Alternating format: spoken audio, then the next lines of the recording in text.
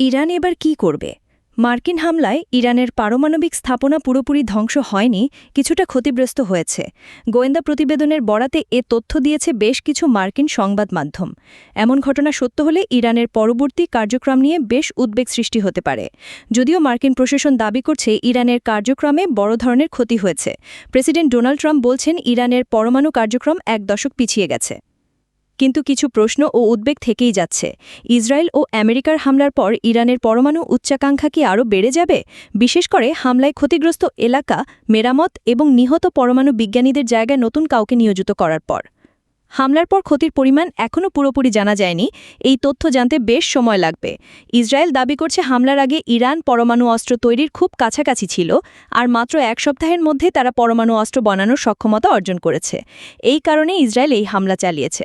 হামলার পর ক্ষতির পরিমাণ জানতে পারলে এই দাবি নিয়েও বিতর্ক তৈরি হতে পারে। এরই মধ্যে ইরানি কর্তৃপক্ষ জানিয়েছে তাদের পরমাণু কার্যক্রম চলবে।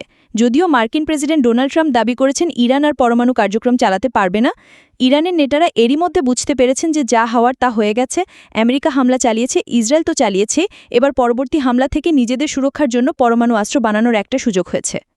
এখানে আরেকটি দেশের কথা উদাহরণ হিসেবে বলা যেতে পারে উত্তর কোরিয়া। আন্তর্জাতিক সম্প্রদায় থেকে তাদের পরমাণু কার্যক্রমের উপর বেশ চাপ ছিল।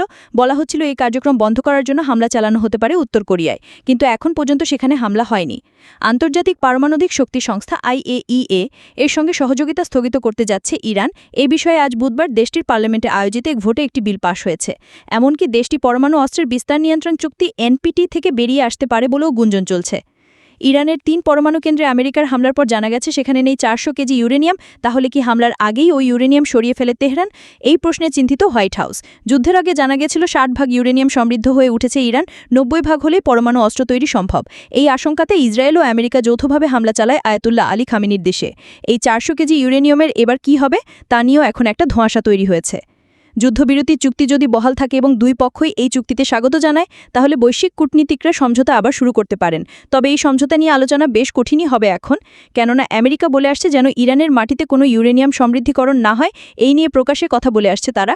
তবে ইরানও প্রকাশ্যে জানিয়ে দিয়েছে তারা এই আহ্বানে সাড়া দিচ্ছে না।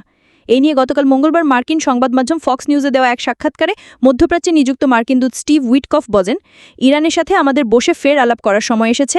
আশা করছি এবার শান্তির পথে আমরা এগিয়ে যেতে পারব।